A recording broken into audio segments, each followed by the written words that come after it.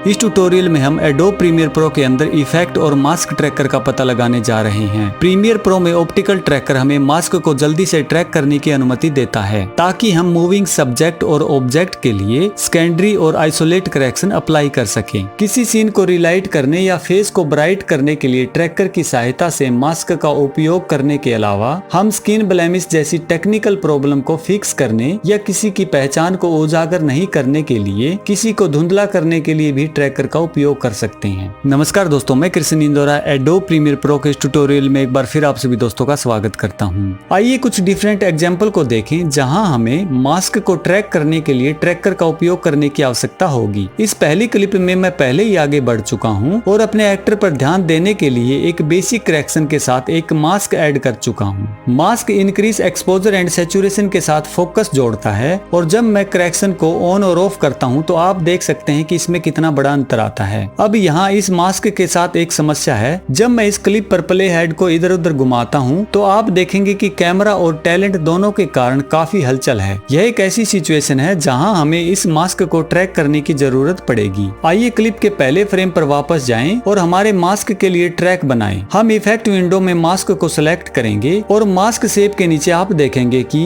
Mask path के लिए कुछ कंट्रोल्स हैं जहां हम फॉरवर्ड एंड बैकवर्ड जाने वाली अपनी इमेज को ट्रैक कर सकते हैं। हम प्ले हेड को आगे या पीछे करने के लिए प्ले बटन का उपयोग कर सकते हैं या एक समय में एक फ्रेम को आगे या पीछे ट्रैक करने के लिए इन बटन्स का उपयोग कर सकते हैं। फ्रॉम द प्ले हाउस एक रेंच आइकन भी है जहां हम ट्रैकर को 3 मैन मोड में से एक पर सेट कर सकते हैं। द डिफॉल्ट मोड प्रत्येक फ्रेम के लिए किसी भी कैमरे, सब्जेक्ट या ऑब्जेक्ट की मूवमेंट से मेल खाने की पोजीशन, रोटेशन एंड स्केल को बदल देगा। सेकंड मोड हर फ्रेम में एक इमेज की पोजीशन और रोटेशन को ट्रैक एडजस्ट करेगा और third mode only frame to frame तक इमेज की पोजीशन को ट्रैक करेगा और इफेक्ट करेगा। Because we are working with motion, हर शॉट विल बी डिफरेंट और बेस्ट रिजल्ट गेट करने के लिए आपको इन सेटिंग के साथ एक्सपेरिमेंट करने की आवश्यकता हो सकती है। नेक्स्ट राइट की ओर का एरिया है जहां ट्रैकिंग की फ्रेम रिकॉर्ड किए जाते हैं और यह तब उपयोगी होता है जब आपको मास्क को मैन्युअली रूप से ट्रैक या एडजस्ट करने की आवश्यकता हो। नेक्स्ट हम इन कंट्रोल्स का उपयोग मास्क फेदर को एडजस्ट करने के लिए कर सकते हैं। हम मास्क की ओपेसिटी को डिक्रीज या इंक्रीज करके मास्क लेयर की इंटेंसिटी को एडजस्ट कर सकते हैं। हम मास्क एक्सपेंशन को एडजस्ट कर सकते हैं। हमारे पास मास्क को इन्वर्ट करने और मास्क के बाहर की हर चीज को प्रभावित करने का ऑप्शन है। एंड फाइनली यदि आप HDR फुटेज के साथ काम कर रहे हैं तो आप HDR ऑप्शन को टर्न ऑन कर सकते हैं जो आपके लुमेट्री कलर टूल में HDR कंट्रोल्स ऐड कर देगा। आइए ट्रैक फॉरवर्ड बटन दबाकर अपना पहला मास्क ट्रैक करें। प्लीज इसे फिनिश करने के लिए एक मोमेंट दे।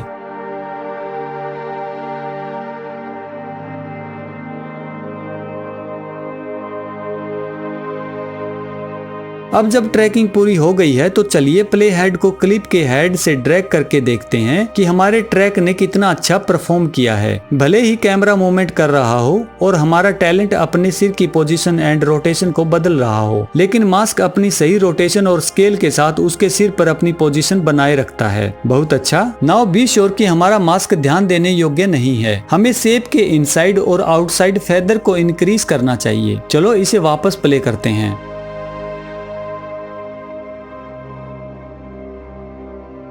नाइस। हम अपने टैलेंट को फोकस एंड रिलाइट करने में सक्षम थे और हमने जो करेक्शन किया वह ध्यान देने योग्य नहीं है। ठीक है। इस अगले शॉट में मैंने आगे बढ़कर एक रेक्टेंगल मास्क बनाया है जो सोल्जर पर एक्सपोजर को डिक्रीज करके हमारे मेन सब्जेक्ट को बाहर खड़ा करने में मदद करेगा। अब यह थोड़ा ऑड लग सकता है क्योंकि हम अपने विषय को पहले फ्रेम में नहीं देख सकते हैं, तो चलिए क्लिप के एंड में चलते हैं।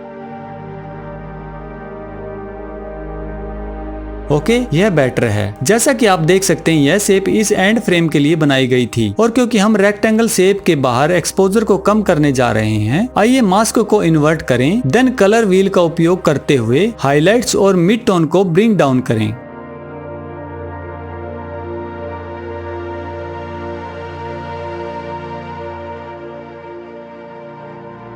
नाउ जब हमने अपना करेक्शन अप्लाई कर दिया है तो चलिए अपने शॉट को ट्रैकिंग करना शुरू करें, लेकिन इस बार हम लास्ट फ्रेम से बैकवर्ड्स की ओर ट्रैक करेंगे। इसे फिनिश करने के लिए प्लीज एक मूवमेंट दें।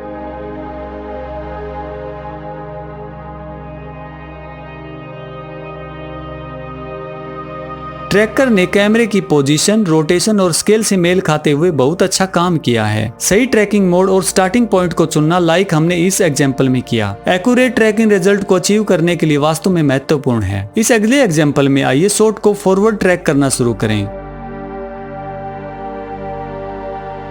हालांकि ट्रैक टैलेंट के साथ रहने का एक बहुत अच्छा काम करता है, मास्टर फ्रेम में बस कुछ फ्रेम रोटेट होने लगता है बिकॉज कैमरा एक जगह है और हम जानते हैं कि हमारी एक्टर सेम पोस्चर को बनाए रखती है। हमारे ट्रैकर को एडजस्ट करने के लिए हमें जिस एकमात्र वेरिएबल की आवश्यकता होती है वह है पोजीशन। तो चलिए इस रेंच आइकन पर क्लिक करके और पोजीशन चुनकर ट्रैकिंग मोड बदलते हैं और आगे की ओर ट्रैक करना शुरू करते हैं। अब जब हमने पोजीशन मोड का उपयोग करके इस इमेज को वापस रिट्रैक किया है तो रिजल्ट को चेक करने के लिए क्लिप के थ्रू आउट प्ले हेड को ड्रैग करें। मच बेटर, इसने अननेसेसरी रोटेशन को एलिमिनेट कर दिया और हमें अधिक एक्यूरेट ट्रैक दिया। इस अगले एग्जाम्पल में हम अपने सब्जेक्ट की आइडेंटिटी को प्रोटेक्ट करने के लिए इफेक्ट मास्क का उपयोग करके एक टेक्निकल इशू को सोल्व करने जा रहे हैं। आइए मेनू से इफेक्ट टैब ओपन करें, search for mosaic effect and then इसे हमारी क्लिप पर ड्रैग करें। नेक्स्ट आइए इमेज के उस एरिया को सीमित करें। मैं मोजैक इफेक्ट को इलिप्स मास्क बनाकर कवर करता हूँ। अब कुछ ऐसा जो मुझे हेल्पफुल है वह है कि ट्रैकिंग करते समय ओरिजिनल इमेज को देखने में सक्षम होना। सो मैं इफेक्ट कंट्रोल पैनल से मास्क ओपेसिटी को 0 करने के लिए सभी तरह से बंद कर दूंगा। आइए अपने सब्जेक्ट के फेस पर खींचकर अपने मास्क को रिपोजिशन करें, then fine tune by reposition vertex. आइए इस क्लिप को फर्स्ट फ्रेम से फॉरवर्ड ट्रैकिंग करें। ओके,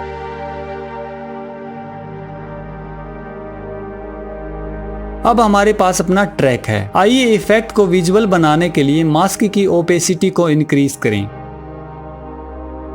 आइए horizontal blocks then vertical blocks को इंक्रीज करके मोजैक इफेक्ट को एडजस्ट करें।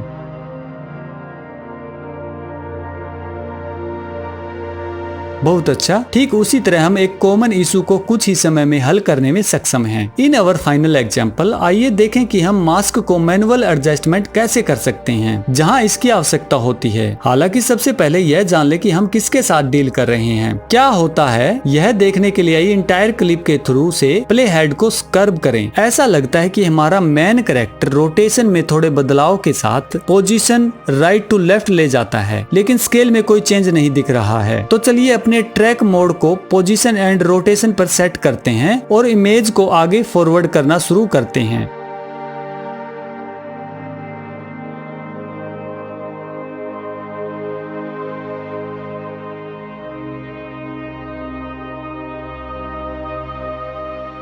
ट्रैकर पहले कुछ फ्रेम्स के लिए अच्छा काम करता प्रतीत होता है, लेकिन जब महिला का सिर हमारे कैमरे और की फ्रेम विंडोज में हमारी मुख्य प्रतिभा के बीच आता है तो वह लॉस्ट हो जाता है। चलो प्ले हेड का उपयोग पहले फ्रेम को खोजने के लिए करते हैं जब हमारा मास्क ट्रैक से ऑफ हो जाता है। देन कर्सर का उपयोग करते हुए शॉट में उस की फ्रेम और फॉलो की फ्रेम को कम करने के लिए डिलीट की प्रेस करें।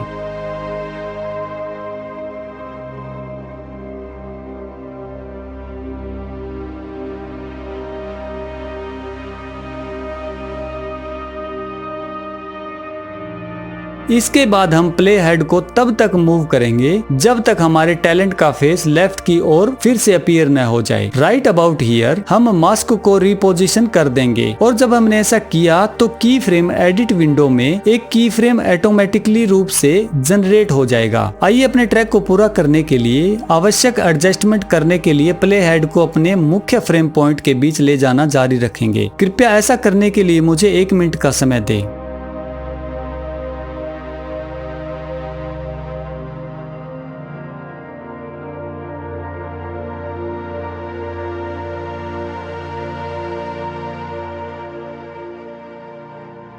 ठीक है, एडिट अच्छे दिख रहे हैं। आइए प्ले हेड को लास्ट की फ्रेम पर रखें और ट्रैक फॉरवर्ड बटन दबाकर अपना ट्रैक फिनिश करें।